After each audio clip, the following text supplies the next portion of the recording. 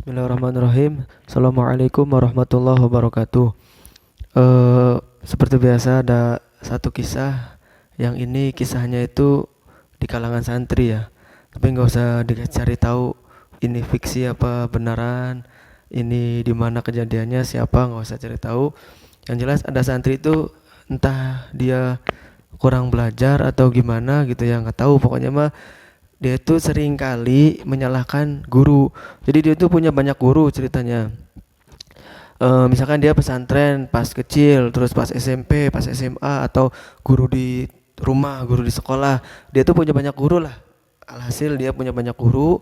Nah, yang namanya setiap guru beda-beda pendapat, beda-beda pandangan.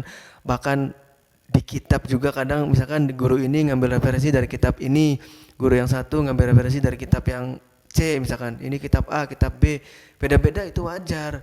Nah, justru sebagai murid punya banyak guru, itu salah satu kelebihannya, wawasannya semakin luas, sehingga terbiasa mendengarkan perbedaan, sehingga menghargai semua pendapat gurunya, karena pasti gurunya itu berdasarkan gurunya dan gurunya terus.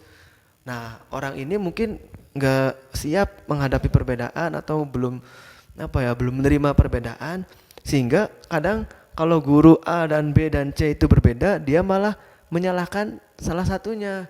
Dia misalkan cenderungnya ke pendapat yang guru A, lalu yang selain A disalahkan. Nah, itu gimana ya? Jadi sama yang kayak gini tuh sebenarnya gini aja lah. Sebenarnya kita itu kan udah belajar konsep ijtihad. Nah, nanti yang belajar fikih itu kan pasti ada namanya ijtihad. Ijtihad itu ahli fikih yang menentukan suatu hukum. Nah, ijtihad itu nama pekerjaannya lah.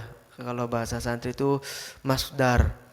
Kalau mujtahid si pelakunya, fa'il, si pelaku isim fa'il. Mujtahid orang yang berijtihad, ijtihad itu masdarnya, ya pekerjaannya gitu ya.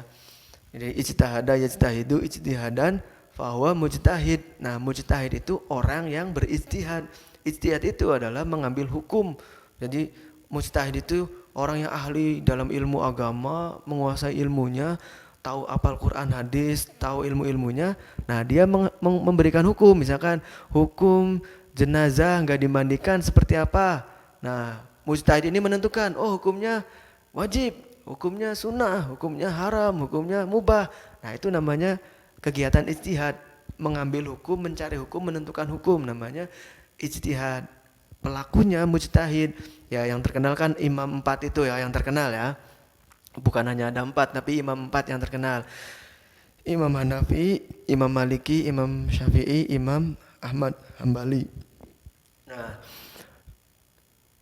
ijtihad itu dalam konsep ijtihad kita tahu salah benar tetap dapat ganjaran. Jadi ijtihad itu pokoknya kejujuran orang mengambil hukum sesuai yang dia tahu ilmunya. Misalkan nih, ada A dan B ijtihad, dua-duanya sama-sama alim, berhak untuk ijtihad. Sesuai ilmunya, jujur semuanya, nggak ada yang dibayar suruh hukumin ini, nggak ada pengaruh sama dari manapun, pokoknya jujur semuanya. Yang satu menghasilkan ijtihad A, yang satu menghasilkan B, padahal dalam hukum yang sama, objeknya sama, tapi hasilnya beda. Nah, seandainya ada yang salah satu salah, itu tetap dapat ganjaran. Jadi yang namanya ijtihad itu salah benar tetap dihargai, dapat ganjaran. Itu jelas keterangannya ya, kita meyakini bahwasanya orang yang berijtihad salah benar dia tetap dapat ganjaran. Yang benar ya dia dapat ganjaran. Ya ada yang bilang 2, kalau yang salah dapat ganjaran 1. Ya pokoknya dapat ganjaran semualah, selagi catatannya selagi ijtihadnya jujur. Ingat, yang penting jujur ya. Dia misalkan seorang alim ulama, punya ilmunya segala macam, dia ijtihad, keluar set gini hukumnya, atau hukum ini tuh gini. Ya dia benar sesuai ilmunya, jujur. Maka dia walaupun salah tetap dapat ganjaran, dihargai. Makanya kalau yang paham ini mungkin dengan perbedaan ya biasa aja. Oh, yang namanya ijtihad ya wajar, beda-beda. Otak manusia beda-beda. Jadi ijtihad itu yang penting jujur. Yang gak jujur tuh gimana sih? Contohnya pakai hawa nafsu. Saya pokoknya hukum ini kira-kira halal karena saya hobi ini nih. Misalkan contoh makan ikan paus ya. Aduh, saya makan ikan paus atau makan kudanil laut misalkan. Aduh, saya tuh doyan banget, seneng banget sama daging kudanil. Tapi kayaknya di agama diharamin deh. Wah, gimana saya pokoknya istihad kira-kira kudanil halal. Dicari ayat-ayatnya, hadis-hadisnya, keterangan-keterangannya, diotak-atik sama dia tuh saking alimnya, ketemu kudanil dagingnya halal karena dia seneng. Jadi istihadnya bukan murni, bukan objektif, tapi subjektif atas dasar kesukaan dia. Nah, itu yang nggak boleh.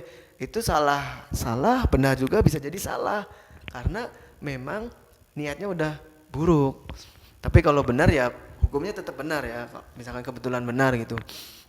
Jadi ingat, istihad itu istihad orang, ulama, pendapat ulama apapun itu selagi nggak bertentangan dengan nas yang jelas Quran hadis, nggak bertentangan dengan apa bahasanya jumhur ulama, kecuali ada misalkan contoh lah ya kayaknya nggak ada, tapi seandainya ada ulama mengeluarkan pendapat istihad jedret A misalkan, pendapat A ini ditentang oleh semua ulama, nah itu baru dipertanyakan, bukan istihad yang benar itu ya. Tapi yang penting jujur, dia ahlinya, dia nggak dibayar siapa-siapa, nggak ada pengaruh dari siapa-siapa, murni dia atas dasar ilmu, istihad keluarkan, itu terima walaupun beda pendapat sama kita, terima. Jadi kita itu terbiasa menghadapi perbedaan. Orang berbeda itu wajar. Gak ikut pendapatnya gak jadi masalah, tapi jangan mencaci maki, jangan mencela. Nanti suatu saat bisa jadi contoh kita membenci pendapat si A, pendapat A nih saya benci nih. Nah boleh jadi suatu saat itu kita terpaksa harus maki pendapat A ini. Nanti kalian rasain sendirilah.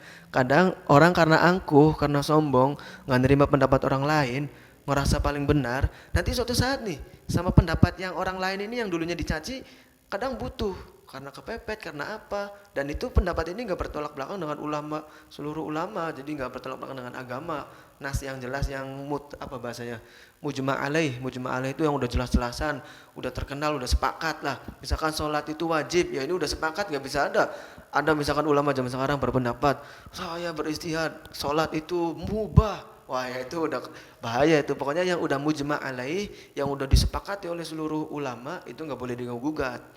Jadi ada patokannya lah. Nanti kalian belajar di pesantren usul fikih itu ada patokannya. Yang jelas jangan terlalu parno dengan perbedaan, hargai semua perbedaan. Kita boleh nggak ikut pendapat dia, tapi jangan mencaci maki, jangan mencela, dan jangan merasa dia itu dosa. Nah ini yang bahayanya, orang merasa benar, nggak nerima perbedaan, disangkanya pendapat dianya itu yang paling benar. Akhirnya melihat pendapat orang lain dianggapnya dosa, salah. Padahal biarkan mereka dengan pendapat mereka selagi nggak bertentangan dengan nas yang jelas, yang mujma' alaih itu yang tadi ya. Jadi yang namanya apalagi tentang sosial, tentang bermasyarakat, wah itu berbeda wajar, dan otak manusia beda-beda, pasti berbeda sesuai dengan latar belakang masing-masing. Segitu aja, ambil hikmahnya. Wallahu a'lam bishawab. Assalamualaikum warahmatullahi wabarakatuh.